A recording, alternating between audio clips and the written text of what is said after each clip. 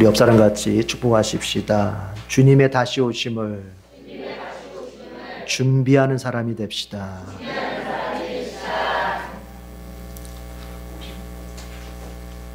교회의 절기는 사실 대림절에서부터 시작을 합니다. 그래서 우리가 양력상으로는 아직 2019년도지만 교회의 절기상으로는 새로운 해가 시작된 거예요. 그래서 대림절이 교회의 절기로는 첫 시작이다. 그 대림절은 어떤 절기인가? 2000년 전 주님께서 나를 위해 오셨음을 기억하고 감사하고, 또 그 주님께서 다시 오마 약속하신 대로 다시 오실 것을 기대하고 그것을 준비하는 마음을 세워가는 그런 절기라고 볼 수 있습니다. 우리가 믿는 기독교 신앙 안에는 여러 요소들이 종합되어 있죠. 그래서 만약에 누군가가 예수 안 믿던 사람이 누군가가 예수님을 믿겠다고 한다면, 그리고 그 믿음이 온전한 것이라면 다음과 같은 여러 내용의 신앙을 이제 갖게 되는 거죠. 대표적으로 몇 가지를 말씀드리면, 첫 번째가 뭐냐면 창조신앙입니다. 하나님은 살아계시고 그 살아계신 하나님은 전능하셔서 온 천지 만물, 인간을 비롯한 모든 눈에 보이는 것, 눈에 보이지 않는 것을 다 창조하신 분. 그래서 이 세상에 존재하는 눈에 보이는 것, 눈에 보이지 않는 모든 존재들의 주권자는, 주인은 하나님이시다. 좁혀서 얘기한다면 나의 출발점은 바로 그 하나님이시다. 이게 다 창조신앙이죠. 창조신앙. 이것이 바탕이죠. 이게 제일 중요합니다. 사실 어떤 면에서는. 왜냐? 나머지 모든 신앙은 여기로부터 출발하고 여기로부터 가지쳐지는 것이기 때문에 창조신앙이 서 있지 않는 사람에게는 다른 신앙은 다 가짜예요. 짝퉁이에요. 그럼 들어보나 마나. 하나님의 살아계심을 믿지 않는 사람이 자기가 죄 용서를 받았다 믿을 수 없고, 하나님이 천지 만물의 주권자라고 하는 이 신앙을 갖지 않은 사람이 절대로 자기의 인생 속에서 헌신할 리는 만무합니다. 그래서 창조신앙, 이것이 가장 기본이다. 두 번째는 구속신앙입니다. 하나님의 형상으로 창조된 인간입니다. 바꿔 말하면 하나님의 영광의 열매, 영광의 상징으로 창조된 인간이. 그래서 창조된 최초의 인간은 정말 이것은 하나님의 영광의 표상이에요. 하나님의 영광이 그 자체가 드러나는. 그러나 그 인간이 어떻게 됩니까? 타락하게 되죠. 연약해서 죄를 짓게 되고. 그러나 하나님은 그 연약하여 죄 지은 그 인간을 버려두기보다는 그저 죽음으로써 심판하는 것으로 끝내는 것이 아니라 이제 그를, 독생자 예수 그리스도를 통해서 구속, 죄값을 갚아서 구원하시게 되는 거죠. 바로 이것을 믿는 신앙, 이것이 우리로 하여금 구원을 받게 하지 않습니까? 그래서 그리스도를 통한 구속의 은혜를 믿는 그 신앙, 구속신앙, 이것이 있어야죠. 그런가 하면 부활신앙이 있습니다. 우리 예수님께서는 이 땅에 오셔서 나의 죄를 위해서 십자가에서 죽으셨지만 죽음으로서 끝나지 않았습니다. 그분은 다시 살아나셨죠. 그리고 하늘나라 가셔서 지금은 하나님 우편 보좌에서 지금은 우리를 바라보시며 기도하시며 끊임없이 지금까지 중보하시며 계시죠. 또한 우리 주님께서 죽으셨다가 신령한 몸으로 부활하신 것처럼 우리도 머지않아 예수님처럼 신령한 몸으로 죄를 욕망하거나 죄를 지을 수 없는 그런 신령한 몸으로 우리가 부활의 몸을 신령한 몸으로 다시 입고 주님의 나라에서 영생을 누릴 것이라고 하는 그 부활신앙을 딱 가지고 있는 거죠. 그런가 하면 이제 마지막엔 재림신앙이 있습니다. 하나님 우편보좌에 앉아 계신 그 예수님은 반드시 다시 오신다는 것이죠. 다시 오셔서 불신자와 불신앙의 세상을 심판을 하셔가지고 신자들을 온전히 구원해내시는, 그러니까 주님의 심판은 무엇을 위한 심판이냐면은 신자들의 구원을 완성시키기 위한 심판이거든요. 우리 주님은 다시 오셔서 반드시 그렇게 하신다는 거예요. 그래서 불신자들과 불신앙의 세상은 심판하셔서 지옥으로 보내시고 주님의 백성, 주님의 믿는 자들은 다 다 모아서 부활의 몸을 입혀서 영원한 하나님의 나라 천국으로 데리고 가신다는 것이지요. 그러기 위해서 어떻게 하신다? 다시 오신다는 거야. 다시 오신다. 이렇게 창조신앙과 구속신앙과 부활신앙과 재림신앙, 이것이 견고하게 서 있는 사람이 믿음이 온전한 사람이에요. 이것이 기독교 신앙 속에서 어느 하나도 이것이 나는 창조는 믿는데 구속을 못 믿겠다, 나는 구속은 믿는데 부활을 못 믿겠다, 이것은 믿음이 아닌 거예요. 이 네 가지가 온전하게 서야 그게 믿음이지, 네 가지 중에 어떤 하나가 있다고 해서 그게 믿음이 될 수는 없어요. 구원받는 믿음은 이 네 가지의 믿음이에요. 따라합시다. 창조신앙, 구속신앙, 부활신앙, 재림신앙. 이 네 가지의 믿음이, 네 가지의 신앙이 온전하게 섰을 때 비로소 그 사람에게 나오는 것이 뭐냐? 제가 덧붙여 말한다면 사명 감당의 신앙이 되는 거예요. 사명 감당의 신앙이. 주님께서 우리에게 주신 사명 세 가지로 짧게 말할 수 있어요. 하나는 뭐예요? 성화입니다. 여러분, 성화도 사명이에요. 그게 왜요? 주님께서 말씀하셨습니다. 내가 거룩하니 내 백성인 너희도 거룩해져야 된다. 그래서 우리는 거룩해져가는 삶을 날마다 연습하게 되는 것이고, 또 이제 땅끝까지 이르러 이 복음 전에서 믿지 않은 잃어버린 자들을, 죽은 자들을 다 살려내라, 선교의 사명을 주셨거든요. 그래서 선교의 사명을 감당하려고 애쓰게 되는 것이고, 또 이 땅에 소외된 자들, 육신적으로 소외된 자들, 이 연약한 자들을 너희들은 구제해라. 그래서 구제의 사명을 감당하게 되는 거예요. 성화의 사명, 선교의 사명, 구제의 사명을 감당하게 되는 거예요. 근데 이것은 모두 앞에서 창조와 구속과 부활과 재림신앙이 견고하게 섰을 때 이제 그 사람은 사명 감당의 신앙으로 나아가게 되는 것입니다. 자, 그런데 이 창조신앙, 구속신앙, 부활신앙까지도 강하게 믿는 사람이더라도 가만히 보면은요, 재림신앙에 대해서는 희미한 사람들이 많이 있어요. 예수님은 분명히 다시 오시겠다고 말씀하셨는데 정말 다시 오실까?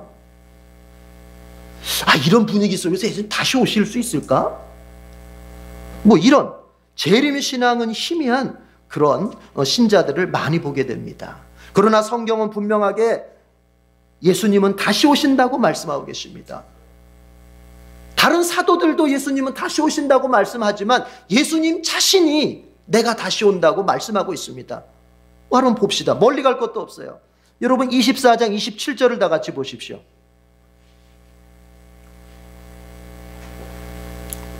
마태복음 24장 27절 다 같이 읽어보겠습니다. 시작. 번개가 동쪽에서 나서 서쪽에까지 번쩍이듯이 인자가 오는 것도 그러할 것이다. 인자가 오는 것, 주님 다시 오신다는 거예요. 여러분, 번개가 동쪽에서 서쪽에서 칠 때 어떻게 쳐요? 쫙 한 번에 치잖아요. 그렇게 주님께서 이 세상에 확 임한다는 거예요. 확 임한다. 갑자기 그냥. 그러니까 이건 2단 얘기 뒤에 좀 하겠지만 이건 잘못된 거예요. 예수님이 이 땅에 임하실 때는, 재림하실 때는 이 세상 지구상에 있는 모든 사람들이 한 번에 알아볼 수 있도록 임하시는 거예요. 지구에 있는 모든 사람들이 한 번에 예수님 재림하신다 알아볼 수 있도록 은밀하게 임하시는 것이 아니라 공공연하게 확 눈에 보들이 임하시는 거예요. 근데 이단들은 다 어때요? 자기가 재림 예수래. 근데 나는 그 사람이 임하는 걸 본 적이 없어, 나는. 그래서 다 가짜예요. 예수님 임하실 때는 어떻게 임하신다? 동쪽에서 서쪽으로 번개가 확 치는 것을 우리가 한눈에 볼 수 있도록 주님이 한 번에 그렇게 볼 수 있도록 임하시는 거예요. 볼 수 있도록. 30절 다 같이 읽어봅시다. 30절. 거기서도 주님은 말씀하십니다. 30절 다 같이 시작. 그때의 인자가 올 징조가 하늘에서 나타날 터인데 그때에는 땅에 있는 모든 민족이 가슴을 치며 인자가 큰 권능과 영광에 쌓여 하늘 구름을 타고 오는 것을 보게 될 것이다. 주님이 다시 오시는 것을 보게 될 거라는 거예요. 본다니까요. 은밀하게. 주님의 초림은 은밀하게 오셨습니다. 마구간에, 그 아무것도 없는 마구간에 은밀하게 오셨습니다. 그때는 알아볼 사람들만 알아봤습니다. 천사가 가르쳐준 목자들, 그리고 별이 가르쳐준 동방박사들, 은밀하게 와서 은밀한 알아볼 사람들만 알아봤습니다만 주님이 다시 오실 때는 어떻게 한다? 모두가 보게 되는 거예요. 모두가. 근데 어쨌든 중요한 건, 분명한 건 주님이 다시 오신다고 말씀하시는 거예요. 믿으십니까? 요한복음 14장 1절에서 3절 말씀을 우리가 볼 것 같으면 예수님이 이렇게 말씀하십니다. 너희는 마음에 근심하지 말아라. 하나님을 믿고 또 나를 믿어라. 중간에 생략하고 나는 너희가 있는 곳을 마련하러 간다. 내가 가서 너희가 있을 곳을 다 마련하면 따라합시다. 다시 와서 너희를 나에게로 데려가다가 내가 있는 곳에 너희도 영원히 함께 있게 하겠다. 다시 오신다는 거예요. 이제 한번 내 자신의 믿음을 한번 보십시다. 주님이 다시 오심을 믿으십니까? 믿으시길 바랍니다. 왜요? 주님이 그렇게 말씀하고 계시는 거예요. 이처럼 주님은 분명히 다시 오시겠다고 말씀하셨다는 거예요. 그러나 문제가 있습니다. 뭐죠? 그 날과 그 시각은 우리가 알 수 없다는 것이죠. 36절 다 같이 읽어보죠. 36절 시작. 그러나 그 날과 그 시각은 아무도 모른다. 하늘의 천사들도 모르고 아들도 모르고 오직 아버지만이 아신다. 아무도 몰라. 주님이 다시 오시는 것은 분명한 사실인데, 이것은 반드시 이루어지는 분명한 역사적 사실인데, 이건요 비유가 아니에요. 그냥 무슨 영적으로 온다는 얘기도 아니에요. 이건 주님이 육체적으로 역사적으로 이 시간과 공간 안에 분명히 오신다는 거예요. 다시 2000년 전에 오셨듯이 다시 오신다는 거예요. 그러나 그 날과 그 시각은 모른다는 거예요. 몇 년도 몇 월 며칠 무슨 요일 몇 시에, 이건 모른다는 거예요. 하늘의 천사들이 모르는 건 이해가 가요. 그런데 뭐예요? 아들도 모른다. 예수님도 모른다는 거예요. 누구만 아셔? 아버지만 아셔. 아들도 몰라. 예수님도 몰라. 예수님도. 그만큼 이것은 어떠하다? 이것은 극비예요. 극비. 탑 시크릿. 극비야. 오직 아버지만. 이 말은 또 무슨 말이에요? 오직 예수님의 재림은 아버지의 주권 안에 있는 사건이라는 거예요. 주권 안에 있는 사건. 인간이 이렇게 저울질하거나 인간이 조절할 수 있는 게 아니고, 누구의 주권? 아버지의 주권 안에 있는 사건. 그런데 보십시오, 여러분. 예수님도 모른대요. 이 말을 이해하기가 쉽지가 않아요, 사실은. 왜 그렇죠? 아니, 우리가 알기로 예수님은, 그분은 하나님이신데, 우리와 같은 인간이시긴 하시지만 그분은 하나님이신데, 어떻게 본체가 성부 하나님과 같은 하나님이신데, 신적 본질에 있어서는 성부와 같은 하나님이신데 어떻게 하나님이 재림에 나를 모른다고 말씀하시는 걸까? 이런 본문들 때문에 이단들이 생기는 거예요. 이해가 쉽지 않아요. 왜냐하면 예수님의 본성은 신비이기 때문에 그렇습니다. 여러분, 우리의 본성은요 단순히 단 하나의 인성밖에 없어요. 그러나 예수님의 본성은 인성만 있지 않고 신성이 같이 있어요. 그래서 그걸 좀 어렵게 표현하자면 예수님의 두 본성, 그렇게 얘기합니다. 우리가 교회의 공의회들을, 교회 그 역사를 보면은 공의회들이 몇 개 있는데, 그 중에서 에베소 공의회나 칼케톤 공의회 이런 데서는 이 예수님의 본성 때문에 서로 막 논쟁을 벌이고, 이 예수님의 본성이 어떤 것이냐 놓고 이단과 정통을 구분해내는 그런 일들이 있었어요. 그만큼 이것은 논쟁에 논쟁을 거듭할 정도로 이거 어려운 문제예요. 그래서 이해가 쉽지는 않습니다. 그러니까 예수님은 신성과 인성을 동시에 가지고 계신 것이죠. 그래서 그분은 하나님이시기 때문에 모든 것에 대해서 전지하십니다. 다 아십니다. 그 모든 것에 대해서 전능하십니다. 다 아실 수 있습니다. 자, 그러나 그 하나님이신 성자 하나님이신 예수님께서 이 땅에 오실 때 육신을 입고 오십니다. 우리를 구속하시기 위해서 죽으셔야 되기 때문에 그걸 우리가 성육신이라고 얘기하는데, 이제 교리적인 얘기니까 졸지 말고 잘 들으세요. 성육신 하셨어. 육신을 입고 오시게 됩니다. 그런데 그때 예수님께서 이렇게 하십니다. 존재론적인 면에서는 성부 하나님과 동등한 하나님이기 때문에 존재론적인 면에서는 전지하고 전능한 게 맞습니다만, 기능적인 면에서는 육신을 입은 존재이기 때문에 그는 자기 스스로 자기의 전지와 자기의 전능을 제한하시게 되는 거예요. 교회는 그렇게 그것을 정의해요. 그러니까 자기 스스로 자기가 전지해. 예수님 자신이 전지한 하나님이야. 모든 걸 다 아시는 하나님이야. 전능한 하나님이야. 다 하실 수 있는 하나님이야. 그러나 자기 스스로 그것을 제한을 두신단 말이에요. 왜요? 육신을 입어야 되기 때문에. 그래서 우리가 성경을 보다 보면 아니 예수님이 때로는 바다와 그 갈릴리 호수에서 막 파도가 일어날 때 바람아 잠잠하라 그랬더니 막 주저앉아. 또 무리를 걸어서 막 다니셔. 오병이요 막 먹여 살리셔. 나사로가 죽었다는데 가가지고 나사로야 일어나라 하니까 막 살아나. 이것은 신성의 측면에서 하나님의 전능성을 보여주는 것이라면 때로 그런 예수님이신데 어떻습니까? 사역하는 게 너무 피곤해. 어제도 야근하셨어요. 예수님이 밤늦게까지 사역하기 피곤하셔. 그래서 갈릴리 호수 건널 때 잠깐 배에서 잠깐 주무시기도 하시고, 또 예수님께서 40일 동안 금식을 하셨더니 배가 배고파. 예수님도 안 먹으면 배고파요. 그리고 예수님도 과로하면 피곤하시고. 왜요? 인성을 가지고 있기 때문에, 육신을 가지고 있기 때문에. 하나님으로서는 피곤할 수 없고 하나님으로서는 배고플 수 없잖아요. 그러나 그분이 육신을 가지고 이 땅에 왔기 때문에 스스로 하나님으로서의 자기의 어떤 전지와 전능을 제한하시는 거예요. 그런 면에서 하나님으로서는 신성의 측면에서는 재림의 날짜를 알지만 인성의 측면에서는 그것을 모르는 거예요. 굳이 알려고 하지 않는 거예요. 왜요? 그건 성부 하나님의 독단적인 주권이기 때문에 성자의 입장에서 인성적 측면에서 알려고 하지 않는 거예요. 여러분, 여기서 우리는 진정한 겸손을 배우게 되는 겁니다. 여러분, 겸손이라는 것은요, 내가 능력이 없어서 못하는 게 겸손이 아닙니다.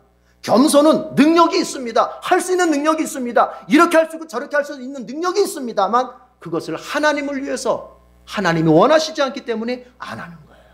이게 겸손이에요. 저는 이렇게 말합니다. 젊은이들한테 능력을 키워라. 능력을 키워라. 이 세상에서 성공자가 되라. 그러나 겸손한 사람이 되라.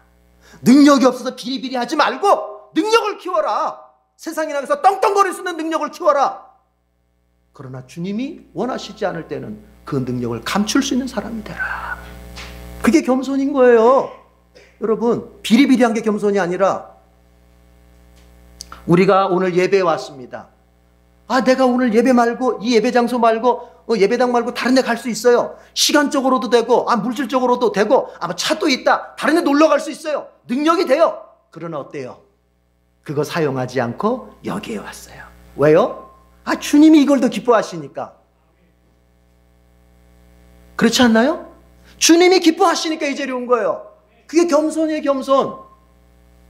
그런가 하면 겸손은 뭐냐? 또 다 모든 것을 알려고 하지 않는 게 겸손이에요. 여러분, 주님이 너 여기까지만 알아라 그러면 거기까지만 알면 되는 거예요. 칼빈이 말하죠. 우리는 성경이 말하는 것까지만 알고 말하는 것까지만 믿으면 된다. 근데 꽉 믿음이 삐딱한 사람들, 이단들은 뭐냐? 성경이 말하지 않는 것만 골라서 알고 싶어해. 야, 아담과 하와만 있었으면 어떻게 어떻게 또 다른 사람들이 생겨나냐? 이러면서. 아니, 하나님이 말하는 것까지만 믿고. 그래서 칼빈 유명한 말을 하는 거예요. 성경이 말하는 것까지만 가라. 그 이상을 넘지 마라. 거기가 국경선이에요. 넘으면 죽어. 그 안에서. 여러분, 겸손이라고 하는 것은 하나님이 내게 알게 해주신 것만 알려고 하는 것입니다. 충분해요. 주님이 알려주신 것만 알고 믿고 의지하고 순종하면 100점이야. 그런데 믿음이 좋은 사람은 그런 거예요. 믿음이 좋은 사람은요, 10마디 100마디가 필요 없어. 믿음 좋은 사람은 목사가 한마디 딱 설교하면 아멘 하고 가는 거예요. 그리고 꼭 믿음 없는 사람은 벌써 질문이 많고 핑계가 많고 조건이 많은 건 이건 믿음이 없는 거예요. 믿음이 없는 거예요. 그거는. 믿음 있는 사람은 한마디만 들어도 그냥 아멘이 나오는 거예요. 안 그렇나요? 그런 겁니다. 믿음과 순종은 많이 안다고 나오는 게 아닙니다. 믿음과 순종이 이루어지려면 먼저는 하나님이 주시는 은혜가 있어야죠. 이게 첫 번째예요. 그러나 그것만이 아니라 두 번째는 뭐냐? 우리의 자세에서 결정이 나는 거예요. 자세에서. 어떤 자세? 한마디를 들어도 벌써 믿고 순종하려는 자세가 된 사람은 이 사람은 믿게 되는 거예요. 이 사람은 순종하게 되는 거예요. 그러나 애초부터 믿고 순종하려는 자세가 없어. 아니 가만히 얘기하다 보면 믿을 마음도 없고 순종할 마음도 없는데 계속 말장난만 하고 있는 사람들이 있어. 말장난하는 사람. 난 그런 사람이 제일 싫어요. 그냥 계속 말꼬투리 잡으면서 말장난만 하려고 들어. 믿을 마음도 없고 순종할 마음도 준비되어 있지 않은 상태에서 그 사람한테는 10마디 100마디 1000마디 이거 필요 없는 거야. 그 사람이 궁금해하는 것을 해결해 준다고 믿을 것 같습니까? 그렇지가 않은 거예요. 내 의문점이 해결된다고 믿는 게 아닙니다. 사람은 이걸 알아야 돼요. 주님이 여기까지 말씀하셨으면 믿으려고 한다면 아멘 하고 믿는 거예요. 여러분의 인생 마찬가지예요. 여러분의 인생 모든 것이 왜 이렇게 됐습니까? 왜 내가 가정이 이렇게 됐습니까? 내 진로가 왜 이렇게 됐습니까? 왜 나에게 이런 병이 왔습니까? 나에게 왜 이런 아픔이 생겼습니까? 알아야 믿겠습니까? 알아야 순종하겠습니까? 그건 벌써 믿음을 떠난 거예요. 이해가 된 것이지 믿은 게 아니에요. 믿음은 뭐예요? 몰라요. 때로는 알 때도 있지만 모를 때도 있어요. 이해가 될 때도 있지만 이해가 안 될 때가 더 많아요. 그러나 분명히 믿어요. 하나님은 이것을 통해서 나에게 더 좋은 것을 주시고, 하나님은 이것을 통해서 나를 더 성장시키실 것이고, 하나님은 이것을 통해서 내 믿음을 더 좋게 하실 것이다. 이게 믿는 거예요. 그러니까 주님은 그렇게 하시는 거예요. 주님은 너 성자, 넌 몰라도 되겠어. 인성적으로 몰라도 되겠어. 그러면 예수님도 네 알겠습니다. 제가 알 게 뭐 있습니까? 몰라야 될 것은 알 필요가 없다고 생각하는 거예요. 성부의 뜻이 성자는 모르는 데 있다면 예수님은 그것으로 만족하고 받아들이고 그냥 순종하는 거예요. 십자가에서 죽는 거예요. 신자의 겸손은 예수님을 닮는 겸손이어야 되는 거예요. 공자를 닮는 겸손이 아니라. 여러분, 그저 주님의 말씀이 그렇다면 세상이 뭐라고 하든 그렇게 믿으시길 바랍니다. 주님의 말씀은 설교자가, 주님의 말씀을 전하는 설교자가 여러분의 구역장이 그렇다 하면 너도 사람이잖아, 너도 나하고 똑같잖아, 이러지 말고 그렇게 믿으시기를 바랍니다. 그 마음의 자리에 믿음이 생기는 거예요. 예수님 자신도 재림의 때를 알지 못한다고 분명히 말씀하셨어요. 나도 모른다고 그랬잖아요. 그런데 건방진 사람들이 있어요. 보면 아니 예수님도 재림의 때를 모른다는데 내가 안다고 하면서 나타난 사람들이 있어. 보면요, 19세기에 미국에서 이 잘못된 종말론이 성행을 했었어요. 심내교 평신도 설교자였던 윌리엄 밀러라고 하는 사람이 예수는 1844년 3월 21일에 재림한다 해놓고는 막 사람들을 모아놓고 어쩌고 저쩌고 미혹을 했는데 그날 됐는데 안 왔어, 예수님이. 그래가지고 다 흩어져 그 밀러를 따르던 무리가 나중에 뭐가 되냐면 그게 바로 제7 안식일교회가 되는 거예요. 제7일 안식 예수 재림교죠. 정확히는 그 무리가 되는 거예요. 그런가 하면 여호와 증인의 창시자로 알려진 찰스 러셀이 1874년에 주님이 재림하신다. 그날도 안 왔어. 그러니까 여호와 증인은 아직도 기다리고 있어. 우리나라에도 있었죠. 1992년 이장님이 이끄는 그 다미선교회라는 집단이 1992년 10월 28일에 예수님 오신다 해가지고 막 모여서 흰 세마포 옷 입고 모여서 기다리고 북치고 장구치고 하는데 예수님도 그날 안 오셨죠. 무슨 얘기입니까? 날짜를 특정하는 집단은 다 이단이에요. 근데 이상해. 성도들은요, 날짜를 특정하면은 이걸 이단이라고 봐야 되는데, 야, 저분은 우리 목사님보다 더 신령하신 것 같아. 그런데 거길 따라가. 이상하게. 여러분, 정직한 사람이 훌륭한 거예요. 모르는 걸 모른다고 말하는 사람이 훌륭한 거라고요. 성경은 예수님조차도 모른다는데. 그래서 앞으로 열어보는 게 누가 와서 아이고 예수님 언제 오신다, 재림에 대해서 어떤 걸 날짜를 특정하거나 재림에 대해서 다른 얘기를 하면 여러분, 그것은 신령한 것이 아니라 그것은 이단입니다. 따라가면 안 됩니다. 자, 이렇게 앞으로도 계속해서 우리 성도들은 미혹할 것입니다. 어떤 날짜를 특정해서 재림의 날이라고 특정하면서 여러분을 유혹할 것입니다. 그 모든 건 거짓임을 명심하고 우리는 어떻게 해야 되느냐. 우리는 그 날짜를 알려고 들지 말고, 날짜는 모르는 거니까 어차피. 그러나 분명한 사실은 주님이 다시 오신다는 것만큼은 진실이니까 우리는 어떻게 해야 되느냐. 예수님은 말씀하십니다. 예수님은 이렇게 하라고 하십니다. 42절 44절 42절 읽겠습니다. 시작. 그러므로 깨어 있어라. 너희는 너희 주님께서 어느 날에 오실지를 알지 못하기 때문이다. 그러므로 너희도 준비하고 있어라. 너희가 생각하지도 않는 시각에 인자가 올 것이기 때문이다. 뭐 하라는 거예요? 깨어 있어라. 준비하고 있어라. 합쳐서 깨어서 준비하고 있어라.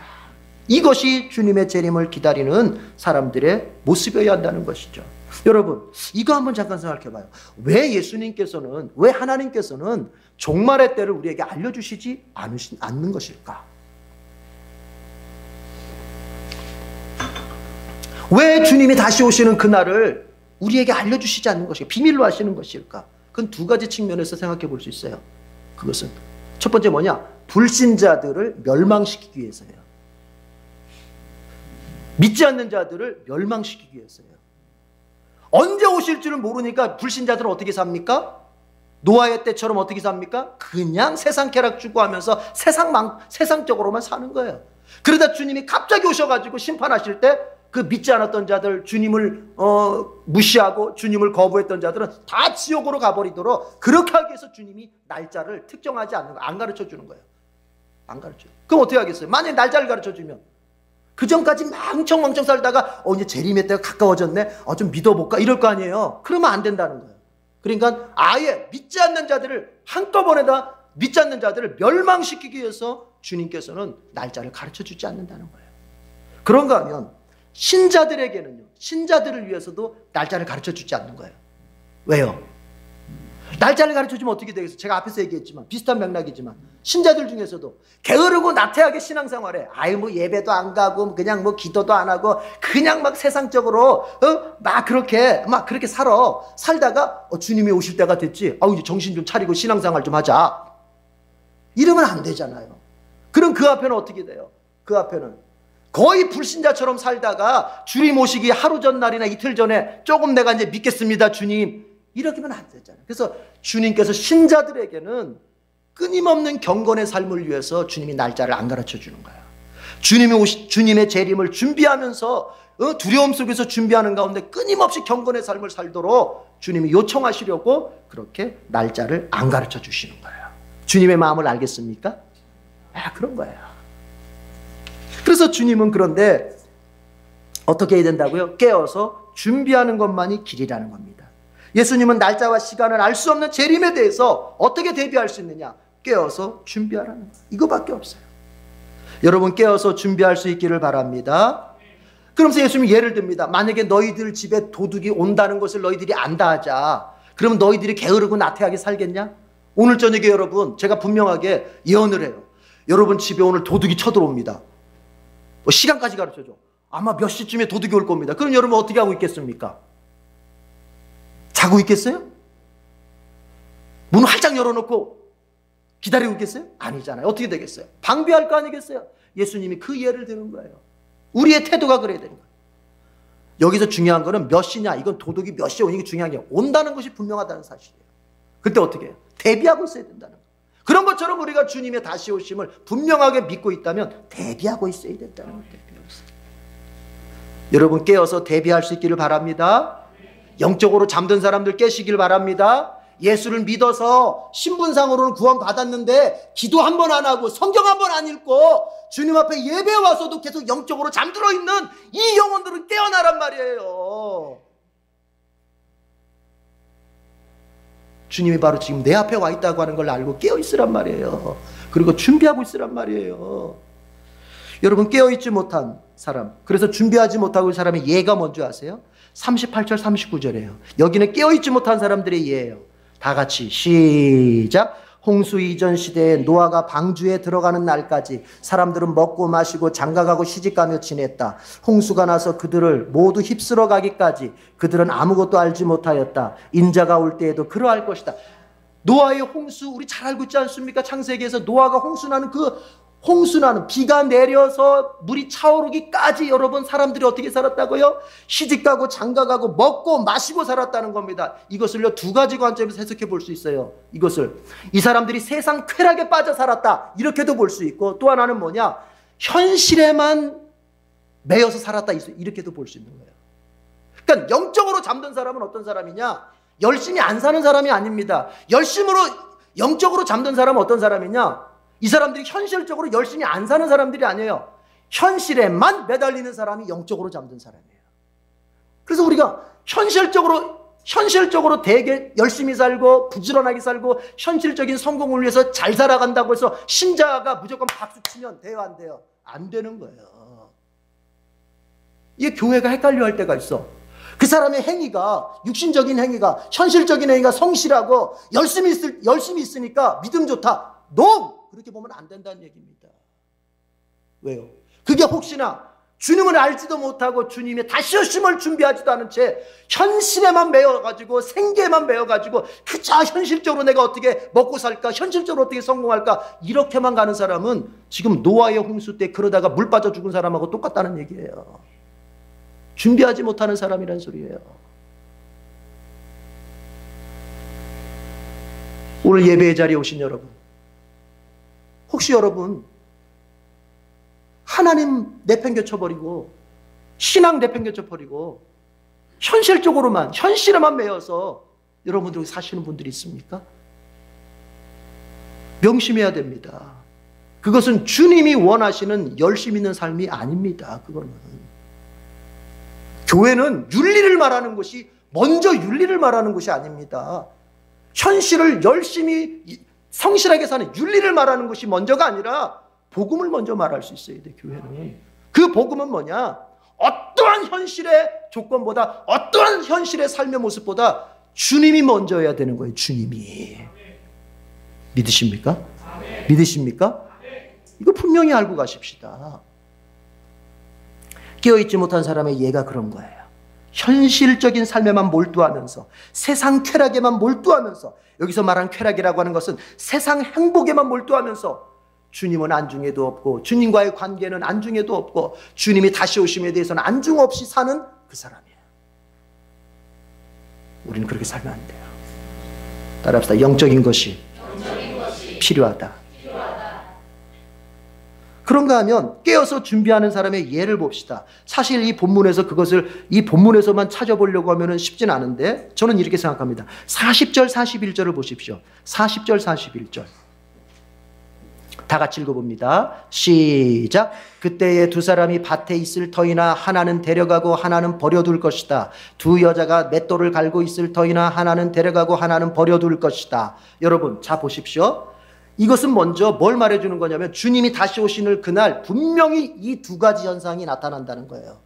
어떤 현상? 하나는 천국으로 데려갈 것이고 하나는 지옥으로 버려둘 것이라. 이것은 그날 반드시 일어나는 사건이라는 거예요. 중간은 없어요. 하나는 주님이 반드시 천국으로 데려갈 것이고 하나는 반드시, 한 종류의 사람은 반드시 지옥으로 버려둘 것이다. 이건 반드시 일어난다. 믿으십니까? 믿으십니까?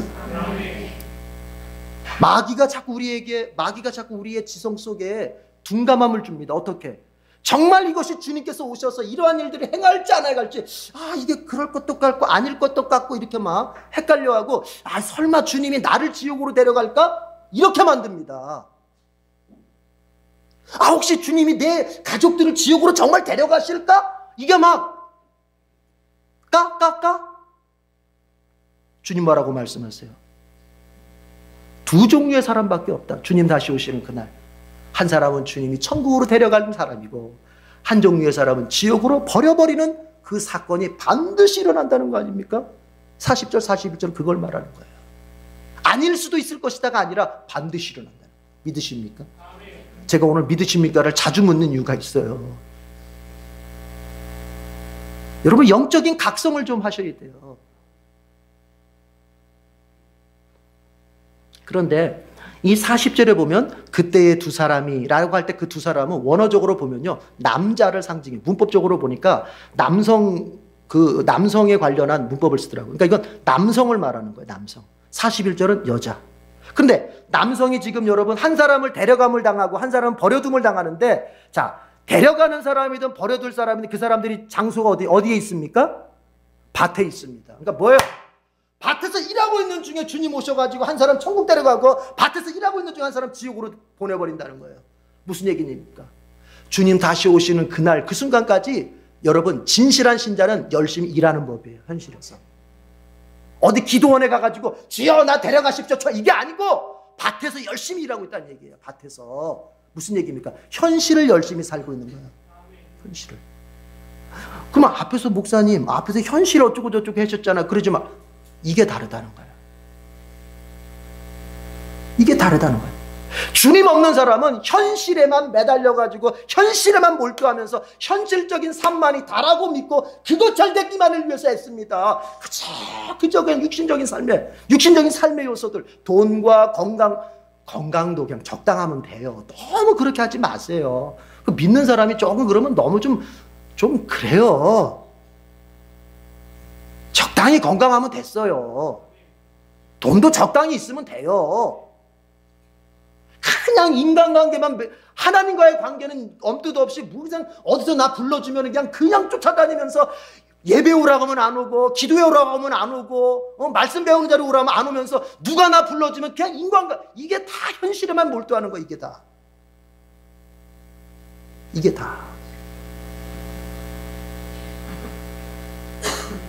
이 사람은 버려둠을 당하는 거예요.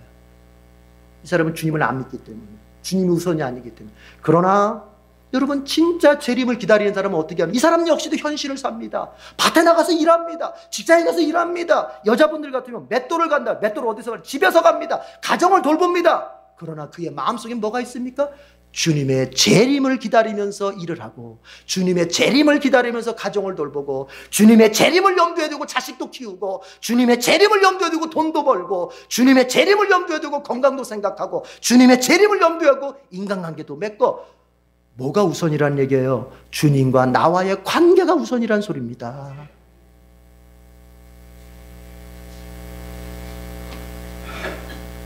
여러분, 우리가 어디에 속해야 되겠어? 주님이 지금 깨어서 준비하라고 말씀하실 때 우리는 데려감을 당하는 이런 사람이 돼야 되는데 어떻게 해야 되죠? 먼저 주님과의 관계를 우선하면서 현실을 성실하게 사는 거예요. 믿으시길 바랍니다. 네. 자, 마지막으로 여러분, 주님을 기다리는 이유가 뭐예요? 우리가 왜 주님 기다려야 돼요? 우리 애들이요, 저한테 전화를 자주 해요. 우리 저번에 서건사님이랑 같이 차 타고 갈 때도 우리 요셉이가 전화해가지고, 아빠 언제 오세요? 어디세요? 언제 오세요? 제가 이제 교회에서 늦게까지 일을 보거나 아니 밖에서 일을 보고 다니면 애들이 전화해요. 아빠 언제 오세요 도대체? 특히 요셉이가 그래요. 요셉이가. 애들이 왜 저를 이렇게 기다려요? 들어가면 제가 게임하게 해주거든요. 게임하게 해주니까. 아빠가 와야 게임을 할 수 있거든, 걔네들이. 아빠가 와서, 아빠 스마트폰도, 특별히 요셉이는 그 전에 자기 핸드폰이 없었을 때 제 핸드폰으로 게임을 했었거든요. 그러니까 그 게임 계정이 제 거에 있어요. 근데 이게 점수를 너무 높이 올려놓은 거야.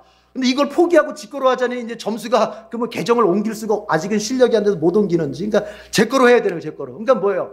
아빠로 오는 게 아니라 내 스마트폰을 기다리는 거야.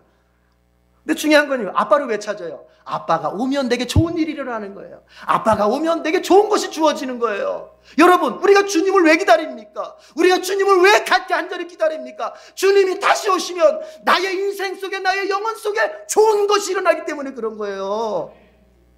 그래서 주님을 찾고, 주님을 나타나게 찾고, 주님을 기다리는 거야. 여러분, 주님을 기다릴 수 있길 바랍니다. 깨어서 준비하며 기다릴 수 있길 바랍니다. 주님께서는 이걸요, 우리의 현실에, 지금의 삶에서도 경험케 하시는 거예요. 그게 뭔지 아세요? 기도의 삶에서, 기도하면서 응답받는 거예요. 뭐예요? 주님이 오시면 내게 좋은 일이 일어난다. 주님이 나와 함께 하시면 내게 좋은 것을 내가 얻는다. 이것을 미리 경험케 하시는 거예요. 현실에서. 뭘 통해서? 문제 속에서 기도할 때. 예? 그래서 우리가 막 문제가 생겼을 때, 어려움 생겼을 때, 현실이 어려울 때 주님께 막 기도하잖아요. 그러면 주님이 오시잖아요. 그럼 여러분, 좋은 일이 생깁니까? 안 생깁니까? 좋은 일이 생깁니까? 안 생깁니까?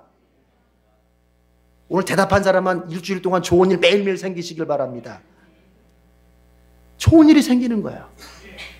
이렇게 우리가 이 세상 살면서 부분적으로도 주님이 내게 응답 주시면 이렇게 기쁘고 좋거늘, 하물며 주님이 아예 주님 자신이 오셔가지고 우리를 딱 부활의 몸을 입혀서 주님 나라, 그 영원한 기쁨 있는 나라로 우리를 데려가면 여러분 얼마나 좋은 일입니까? 이것을 우리는 소망하면서, 성경의 소망은요 다른 게 아니라 그거 소망하는 거야. 초대교회 성도들이 사자굴에 끌려가서 죽고, 검투사의 칼에 찔려 죽고, 굶어 죽고, 이런 고통 속에서도 믿음을 지켰던 것은 우리 주님 다시 오시면 나에게 좋은 일이 일어난다.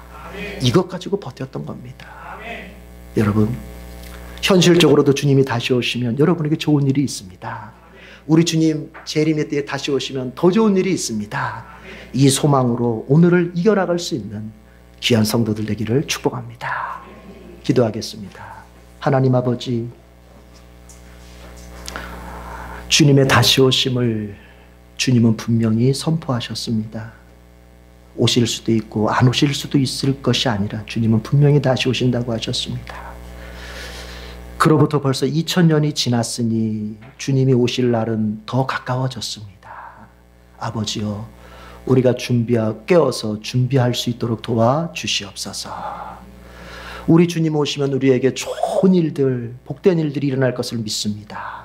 현실에서 기도를 통하여서 그것을 간접적으로 부분적으로 경험하게 하시고, 우리 주님 정말 재림 때 다시 오셔서 우리에게 주실 그 영원한 나라 영생의 기쁨을 우리가 진정 소망하면서 하루하루를 살 수 있도록 도와주시옵소서.